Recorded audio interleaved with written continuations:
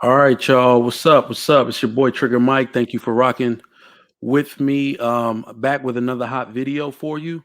Uh, do a little bit of housekeeping. Please hit that like button and subscribe if you have not already. I also need y'all to share this content. I'm an up and coming YouTuber. I really appreciate it. It's free. Just hit the like button and subscribe. Also, hit that bell for notifications. I'd really appreciate it. Trying to make big strides in this YouTube game. Any support you can lend would be of great pleasure and immense satisfaction to me. All right. So we get this word out there. Back with another hot video for you. All right. So this time, this is a huge topic. I think it lends itself to something greater going on in the world. All right. Indonesia. Let's look at the title here. I've pulled up a CNN article so we can go through it. I am going to read through this one. I don't really want to do any interviews. I want to see what the actual synopsis is, and we'll go through it play by play. Indonesia bans sex outside marriage as parliament passes sweeping new criminal code. All right, y'all. So, first off, let's just look at this title. Indonesia bans sex outside of marriage. I was on a panel earlier today and someone made note of this right here. I didn't know. I hadn't even heard about it yet. Um, the news broke today. The parliament made the decision today. And that's how I found out. Immediately on that panel, I said, "What country do you think they're looking at when they make these rules? Who do you think they're trying to be most unlike?" I believe that's the United States of America. I know we use the term Western world, right? US, UK, some of those other countries, mixed up in there that have these really feminist movements going on, but none stronger than the US when it comes to the amount of feminism and moral decay our society is in. They are absolutely looking at the US. I have long said that society is going to correct itself. These things kind of always correct themselves. Read your history. Egypt, Rome, all right? All of these great Egypt, Rome, Greece, these great civilizations, they've conquered things across the world. All right. The downfall. Just read about the downfall of those empires. All right. And society eventually corrected itself and started making rules because the downfall of any society, of any culture, starts with the decay in morality, the degradation of morality. And that is what's currently happening here in the US. And people are starting to take notice and make sweeping changes. The interesting part is that whenever I have these discussions with, basically, I'll just say it, very liberal people, when I have these discussions with liberal people, they think the world is actually changing. And the reason why I feel like that's so naive of them, it's so naive of you to think the world is actually changing, because when you push your extreme views, I'm sorry, the liberals that are out today, the radical feminists, the LGBT community, all of these people, you guys are essentially extremists. You're pushing extreme views to the mainstream. It'd be one thing if you kept it, to yourself, but you push it to the mainstream. So everybody knows your business, they know your agenda, and then of course you try to push your agenda into schools, into public life. When you do that, the opposite extreme is going to rise as well. And that is what we're seeing now. That is what I believe people are noticing in the moral degradation of American society, where they decide to make it the purpose of their law to go backward, to go back to the olden days. So don't act surprised or appalled when you start seeing more countries do this. They do not want to end up like the United States of America. We are not doing anything here. We behave like we're making strides, but like I said, I made that note to history. Unfortunately, the beginning of the end of every empire that I stated was feminism. The appointing of female heads of state and leaders and all of that, that led to the empire falling. And for some reason, that feminist agenda that gets pushed because we understand what feminism is supposed to mean. But I believe each and every time you give an inch of feminism, they take a marathon 26 miles. Okay. So that's what we're seeing right now. People do not want the marathon of feminism running amok in their country, so to speak. All right. So let's take a look and start reading this a little bit. Indonesian lawmakers unanimously passed a sweeping new criminal code on Tuesday that criminalizes sex outside of marriage as part of a tranche of changes that critics say threaten human rights and freedoms in the Southeast Asian country. Of course, people are going to say it threatens human rights, but there is really no precedent for saying that when most countries used to have this exact law. Even some states, I believe, if I'm not mistaken, the state of Virginia still has a law. They might have removed it already, but that's recent, I promise you. When I was in high school, they still had a law that said you cannot have sex outside of wedlock. It was still in the Virginia Criminal Code. All right. So let's not act like this is something that um is a human rights violation when it was just in American laws as early as 2000, year 2000.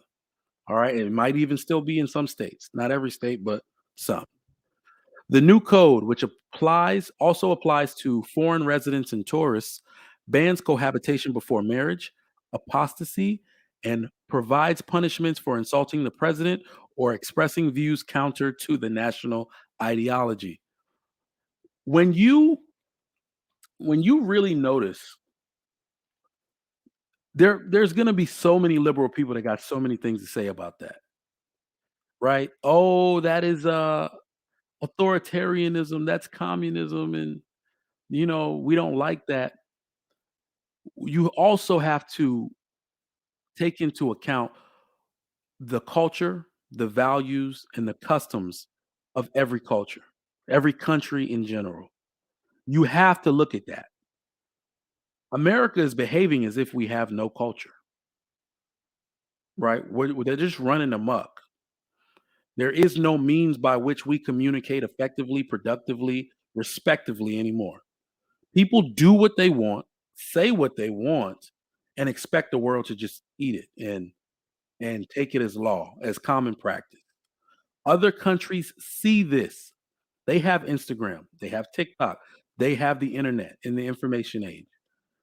If there was ever a time for you to, as we used to say in the military, close ranks, if there was ever a time for you to tighten up and close ranks on your country in an effort to preserve your customs, values, and traditions, the time is now.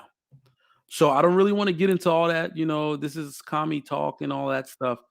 When you look at it in a granular sense of what they're trying to preserve, you may not agree about how they're going about it, but it is government. Government makes sweeping changes, drastic changes that affect pretty much all people. So it's going to look like that, and maybe they'll start to scale it down in the future. But like I said before, everything that what's interesting to me is that this is a this is physics, right? Newton's third law of motion. For every action, there's an equal but opposite reaction. Those physics laws also apply psychologically, and as I said before, politically. For every extremist, the opposite extreme is going to rise. So, what do you expect these people to do to counteract the stupid BS going on here in the US that's affecting the minds not only of their women, of their men, of their children? I think that's the part where people have had enough, to be quite honest with you.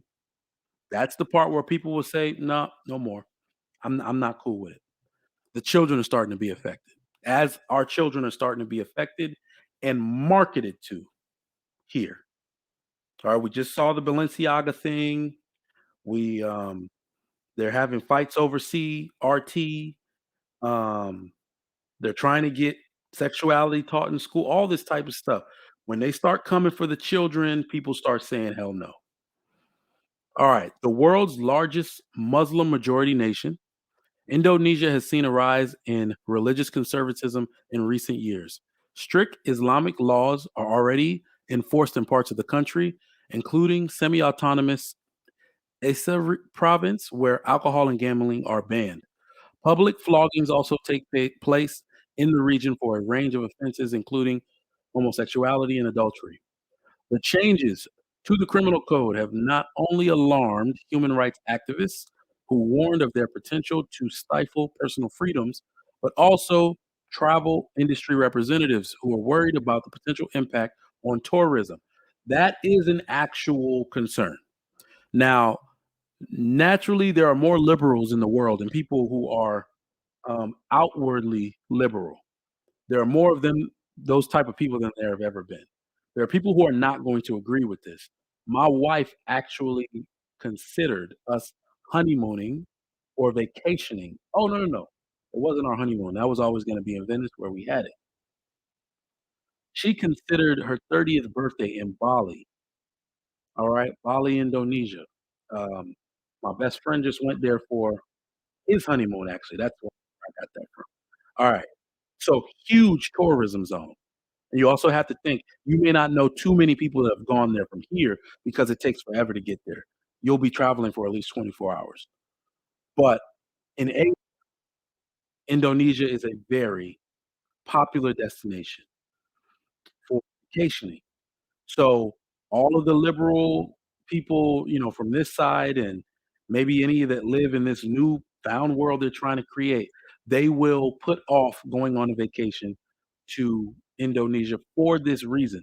That is a legitimate concern, especially because these type of countries see so much tourism. That is a main industry for them. And then when you're looking at countries where the economy may not always be as good, that is, of course, we know when tourism is affected, it affects the lowest class of people there. They're the people that usually work a lot of the hospitality jobs. So, something to consider there, but I don't think it will weigh on the government's mind unless, it really starts to become a detriment to them financially and, they are seeing it truly affect that tourism because they're really, I mean, I hate to bite a liberal talking point, but they are really fighting for the soul of their nation, in my opinion. All right. So, in a news conference Tuesday, Law and Human Rights Minister Yosana Lawali said it wasn't easy for a multicultural and multi-ethnic country to make a criminal code that accommodates all interests. He said he hoped that Indonesians understood that lawmakers had done everything they could to accommodate public aspiration and invited dissatisfied parties to submit a judicial review to the Constitutional Court. I mean, we say what we want. They're probably going to do what they want. At least they're going to feel this out to see how it works. Um, let's move on here. So, what's in the criminal code? The new criminal code runs to 200 pages and has been years in the making. So, this isn't something that was new. They've seen this coming as we've all seen it. The moral decay in the West is prevalent. You have more apps now that are becoming more popular. We thought Facebook was the biggest thing there is. Then we got Instagram. Then we got TikTok. These countries have access to that too. They're putting together these apps, algorithms, and making it available to basically all countries almost with immediate effect. Within 1 year, an app can blow up and be in 200 countries within 1 year, right? So we really got to understand that they see what's going on. It used to be back in the day where people could dream about a prosperous US because they would only know what they heard and from the few people who had been here personally. Now they can see the debauchery up close. We don't know that it's affecting our status in the world because ultimately something's going to need to happen and we're going to have a consequence of it. But I believe if you are someone with any kind of foresight, for a fact that this type of legislation is in response to the moral degradation in the West. We cannot deny that. A previous draft was set to be passed in 2019, but the vote was postponed after thousands of protesters, mostly students, took to the streets demanding the government withdraw it. So naturally, we already know that the young people do not like laws like such as this. Young people want to have sex. Making it criminal, especially when you know that, um, yeah, well, you can't really put that air back in the can, right? So somebody who's already sexually active, you know, tough luck for you. It's not even like I'm sitting here trying to play casual. I know I feel your pain. To say that it's illegal to have sex and that you will be jailed if you are found to be having sex outside the confines of marriage, then whoo, I don't know what to say to you, dog. But yeah, that's a big one right there. All right. As well as addressing new offenses, the code also expands on existing laws and punishments. Blasphemy laws have increased from 1 to 6 provisions and can now lead to a maximum 5-year prison sentence, according to the draft document. Whew, they're really cracking down. All right, so let's see what it means for foreigners and tourists. The laws are expected to trouble the business community, especially those who regularly host and cater foreign nationals and tourists. The island of Bali, for example, relies heavily on tourist revenue and is still recovering from the pandemic slowdown that kept travelers away. This chairman of the Indonesian tour and travel agencies in Bali told CNN the laws would make foreigners think twice about visiting Indonesia. From our point of view as tourism industry players, this law will be very troublesome, said Putu, who questioned the laws how the laws would be policed. Should we ask overseas married couples if they are married or not? Do tourist couples have to prove that they are married? He asked. Now, this is very interesting. This particular piece is very interesting to me because maybe when you really look at how long this law was in the making, they said they took years drafting the law. As someone, who fancies themselves to be at least a thinking man, at least, to draft a law or to take this long to draft a law actually means you were debating over it. They were debating over this law for that long. They were trying to find ways and contingencies to not do, the one contingency everybody wants is how do we implement this without having a catastrophic economic impact? They probably landed right where they are, right? They thought it out and said, "There's really no other way to do this if we are going to reclaim the soul and integrity of our nation. This is the way it needs to be." So, what I'm ultimately thinking is that they understand. They already know that we are going to our tourism industry is going to be damaged. Our people and our lowest, earning citizens who work in the hospitality industry and which is heavily financed by tourism, right? They're gonna be troubled by this. They will think twice before coming and ultimately not come. And I believe the Indonesian parliament is okay with that. I think that they said, "Well, what's more important?" I mean, you really have to think about it. Sometimes there is no right answer, if you understand what I'm saying. There is no right answer. Damned if you do, damned if you don't. But when it comes to the children, like I said, when you put together the impact of doing nothing, it's always worse. The impact of doing nothing in this situation is absolutely worse. You will allow the moral decay and degradation that is occurring in the West to happen and infiltrate your country if you do nothing. The reason why I feel like this law, not only is it so blatant, so blunt, many gonna feel like it's a violation outright. Why are you in my bedroom? Let's give all the West talking points. If this is something that even was written to be talked about on the House floor, people would start protesting. Why are you in my bedroom? Why is sex your business? And the interesting thing is that people can't really say that anymore. The act of sex is your business. But somehow, when sex is done irresponsibly, and as often as it's done in the West irresponsibly, it has effects on the entire population. The welfare system is stressed because of irresponsible sex. The school systems are stressed and ineffective because of irresponsible sex. And children with no guidance, too many children, black boys, 3rd or 4th grade reading level on average, adding to the moral degradation and miseducation of an entire populace within a country. Anybody with 2 eyes can read these statistics, or, if they have the reading level, some of the reading levels currently that the boys have in the US, maybe they can't read for themselves. A government can see this. They have people that study these type of things. They can practice a little bit of foresight. In fact, they can even go back in history and see the way things have happened if they do not act swiftly to prevent it. These laws seem drastic, but they're absolutely what's necessary. And the reason why I don't want even people to say this is dramatic response, look at what you were doing.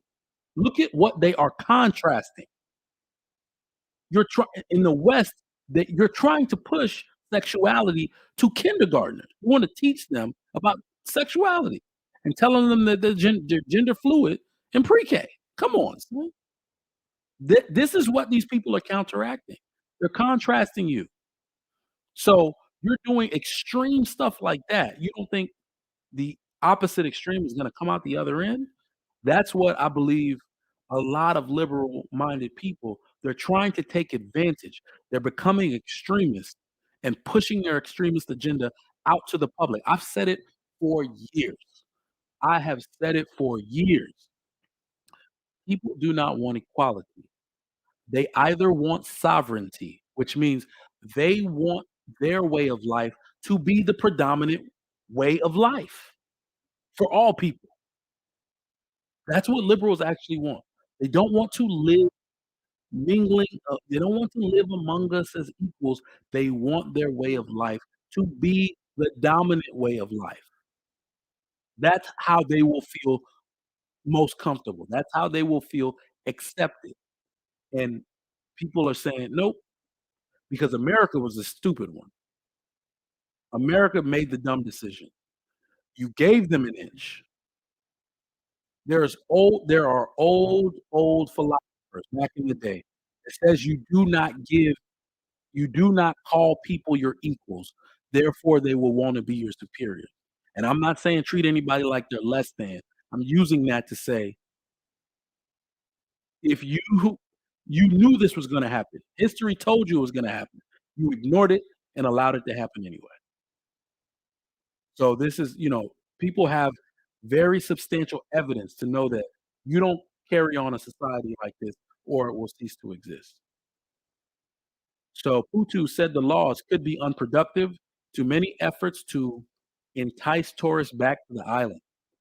If these laws are really implemented later, tourists might be subjected to jail and this will harm tourism. Naturally, if anybody from the US or UK or anything goes there and goes to jail, tourism is over for a generation there. I mean, sadly enough, that's why I said they probably did their due diligence. They did their cost benefit analysis, what every type of analysis they could have done on this subject, they did. They spent years debating it, trying to figure out a way to implement it without negative economic impact. And I don't think there's a way. Because if you arrest one couple, and that is exactly what Western couples do, they have sex. In fact, they're very the worst part about it in the West, they're very free with it, right? They're probably, these areas, they're beautiful areas, cabanas and things. People show excessive amounts of PDA. If we want to really just call it what it is, call a square a square. Americans are inappropriate as hell. We go other places and act like we don't know their customers. We go other places and don't show respect. Some places, they don't like PDA, but you'll do it anyway. Some places, they don't like you touching your woman's butt in public and rubbing on it. You do it anyway. So, it's gonna be curtains on Westerners that go to these countries that are gonna start enacting these laws. Remember that I said that this is not surprising to me. Trigger Mike is not surprised, not in the least bit. I'm not surprised at this at all. I knew this was gonna happen. You're going to start seeing it. Countries are going to start tightening the belt. Read your history. The downfall of every society was the beginning of some kind of feminist agenda, equality agenda, and not that you're supposed to be living under some kind of or authoritarian communist rule. It's that you do not give too much individual freedom. People suffer from their freedoms. The stupidest among us cannot have that much freedom. The reason why I say that is because people ask for freedom without knowing the consequence for it. That's what we see now. Only in America do you hear BS like a child doesn't need his father. I can do it on my own. That is the degradation of your society. In a few generations, we've seen that nobody would ever even think to make this statement probably in 1950. But America has shown the world that the most important parent to a child's development after infancy is a father. That's something that should have never even been proven. But because women make it a point here to just, have disagreements with their baby's father and just completely exclude him out of the process of raising a child, we have now seen the biggest amount of degenerates being raised, the biggest amount of future inmates being raised. The statistic says 80% of prison inmates come from single mother-led homes.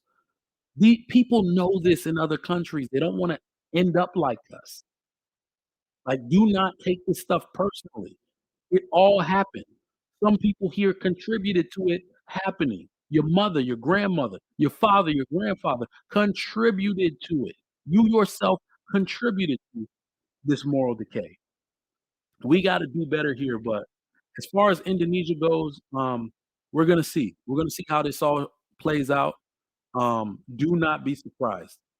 This is one of those things where one country is bold enough to get the ball rolling on something like this, and I'm gonna make a prediction here. A lot of a lot of people a lot of politicians, especially the men, they are not feminists. They are not liberals. They are wolves in sheep's clothing. Men in general, for some reason, you gotta understand that men in general aren't even liberals, many of them. Because if you are a logical thinker, it's hard to be liberal like a woman is. It's hard. It's only when you want to champion a cause against the other side, maybe against somebody who's too conservative. You've been done wrong, or in the sense of not even conservatism, maybe the other side just because of their faction or their group stands for something you can't stand for, you pretend to align with the other side and their values. Most men are not liberals.